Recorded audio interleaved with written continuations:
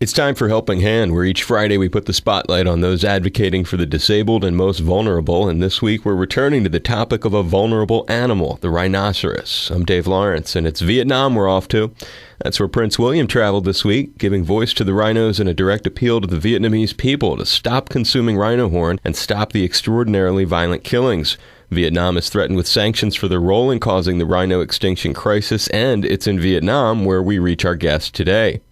Traffic is an NGO working globally on behalf of wild animals and plants, an alliance between the World Wildlife Fund and the IUCN, the International Union for Conservation of Nature. They've recently launched the second phase of their CHI, or Strength of Will initiative, to change behavior and decrease demand for rhino horn there. And from Hanoi, the country director for traffic in Vietnam, Madelon Willemsen. Aloha, Madelon. Thank you very much for joining us. Very good introduction, David. Thank you very much. You're welcome. Let's start with some background on your efforts. I've always had a keen interest for rhinos. They're beautiful animals. They're very gentle giants, and that's why it's so easy for them to be slaughtered and have their horns cut off. But what really drives me in this job is trying to address the crime that is associated with this, work with governments to change their norms when it comes to allowing and almost reinforcing criminal activities such as rhino horn trade. How many rhino horn users there do you think know it's just made of keratin like hair or fingernails and doesn't have any medicinal properties? We think that a lot of people do get that point, but that understanding doesn't drive the motivation. Vietnam, Asian cultures, knowledge is transferred more through peer groups than through schooling systems. And especially in Vietnam, if somebody of more authority tells you that this is true, you will take that as knowledge. You won't go and find out what the real answer is. And we know from the most prolific rhino horn consumers, which are the businessmen here in Vietnam, only 6% believes that rhino horn actually has medicinal purposes. Vietnam is one of the most prolific consumers. There's lots of rhino horn being trafficked between the borders of China and Vietnam. When the Vietnamese status of living increased, the GDP started rising around 2009. Poaching increased about 6,000%. Clearly correlated to that, traditional medicine practitioners openly sell it. The Vietnamese government made it illegal, so it must be done in privacy, but lots of open trade. I can go to the local shop and ask in English, do you have rhino horn? People will sell it to me. It takes about 48 hours for a horn to arrive from butchering the animal in Africa to arrive here in Vietnam. If you're really wealthy, you demand an ear and a tail and a photo of the dead rhino so you can show your friends that you are really wealthy and of high status to have this done for you. That's a really worrying and nasty part of society that we really need to address. They will demand an ear, a tail, and a photo of the animal that's been murdered to provide it. Correct. Explain how Traffic's CHI, or Strength of Will initiative, works. People that consume rhino horn, it's not all people, because there are a lot of people in Vietnam that do very much care about this as well. But the rhino horn consumers do not care about animals being slaughtered, animals going extinct. That's why Traffic developed an evidence-based approach, has 5 steps. The first 2 steps are very much about understanding what is their motivation. From there you start looking through social marketing techniques, what would increase the barriers for them to change the behavior and increase benefit for them as well. They only care about the status. And that's the most prolific group of rhino horn consumers. That is the wealthy businessmen that use rhino horn as an opportunity to buy respect from superiors by gifting it, to go out with friends and be impressed by their friends that can have rhino horn to drink for a hangover. From there, we would develop a behavior change strategy. Vietnam has very weak law enforcement in place. People that consume rhino horn wouldn't be prosecuted, even if there is confiscations taking place, less than 1% gets prosecuted. So we developed a behavior change strategy that is really targeted, and that became CHI. CHI is very much about the strength comes from within. You do not need to consume any other product to become successful. You do not give rhino horn because it actually gives you less respect. We had 4 key messages in the first stage about masculinity, business success, being a successful man in life are really much based on your own strength and not an external property such as rhino horn. That message touched them. Throughout the first and the second phase, we're trying to get some champions, wealthy, successful businessmen in Vietnam to drive that message because people look up to these people. We've also developed a whole range of tools that engages the business community, a corporate social responsibility guide, which is really focusing on a zero tolerance to rhino horn consumption and showing the benefits because it actually makes their business better. It increases the value of their business. It increases their bottom line. So we deliver a very wide package of behavior change messages and work closely with government trying to engage the public and the businessman community. Again, it's Madelon Willemsen, Country Director of Traffic in Hanoi, Vietnam, where Prince William went this week to fight for the rhinos. Madelon, if there were stronger penalties for rhino horn use, like life in jail or worse, do you think that would help? Definitely. And it's really important law enforcement is used as a barrier. All the steps of the supply chain to the end consumers, they're all involved in illegal behavior. They should all be prosecuted to increase the risk to any of these criminals, including the consumers, to really discourage either the poaching, the trafficking, or the consumption of rhino horn. Unfortunately, Vietnam, the laws and regulations are extremely weak. The penal code actually allows up to 50 grams of rhino horn and up to 2 kilos of ivory not to be a criminal offense.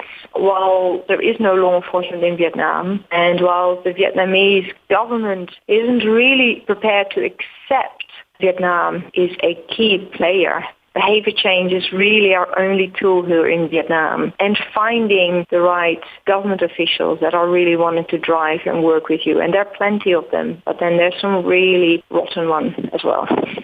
I have no doubt. We've had a very successful businessman because the Chi campaign is a very targeted behavior change initiative. It's very much about bringing the right message to the right people. There's lots of other people that have aligned themselves, given their name to our initiative to encourage businessmen that would admire their strengths. Vietnam is a very hierarchical-based society. You're not taking on advice or direction from somebody younger than you. We did an event with the Ministry of Health in a very conservative area in Vietnam. The local traditional medicine administrator was there, and his daughter, she said, well, my father practices traditional medicine, and he prescribes rhino horn. And I said, oh. She said, I tell him that this is not the right thing to do. But her father doesn't change his behavior. And even during that workshop, we had him and his 6 other companions of that department basically crossing their arms saying, yes, rhino horn has a very important place in the traditional medicine, which is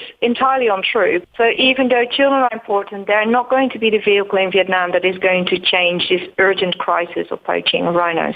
When it comes to the individuals, they don't have any kind of sense of personal responsibility that a creature is suffering in this way to acquire the horn. Short answer, no. Vietnam is very much still a developing country, continuously conflicted between a Confucianist and Asian culture to aspiring to be a Western culture. Suffering of animals isn't very high on the list of concerns here in Vietnam. Just to give you a quick example, people eat dog meat here. There is this wives' tale that a dog needs to be suffering for its meat to be nice and tender and tasty.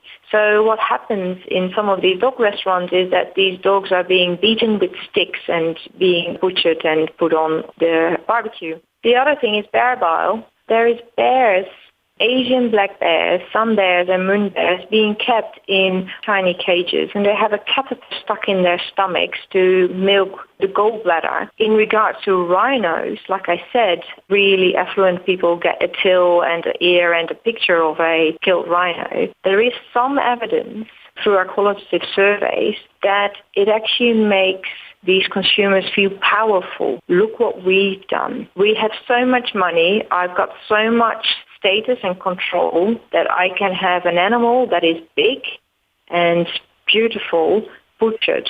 So it's actually completely the opposite from what we think. It really is upsetting. Is the rhino horn arriving in Vietnam through private consumers, or is there some level of government complicity? It's even worse. There is level of consumption within government consumption of rhino horn. Rhino horn is often gifted to superiors to gain a favorable relationship. It shows how powerful you are. So government officials fall into place with this, and it's embarrassing to find out high local police commissioners are married to the biggest wildlife trader. There is lots of corruption of local and national government leaders.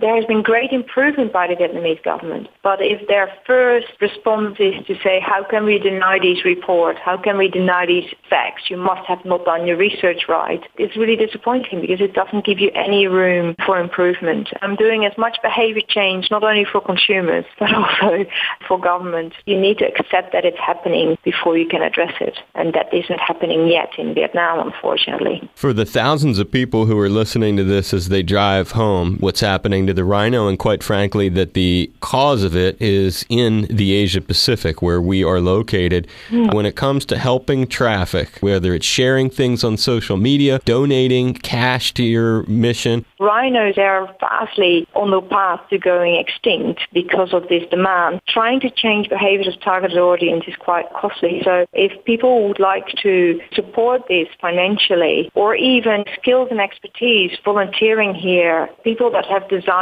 backgrounds and can help us produce brochures, that would be of extreme help. Because we are such a spread organization, contacting the Vietnam office would make sure that that money is used particularly for addressing behavior change and help to reduce demand for rhinos. And of course, make your friends aware. There's lots of Vietnamese people in America, and it would be great if people can have a chat to their friends and find out if they understand what their family in Vietnam is doing, if they can influence their family. So if you know somebody Vietnamese, have a chat to them about it and try to encourage them to change their behavior.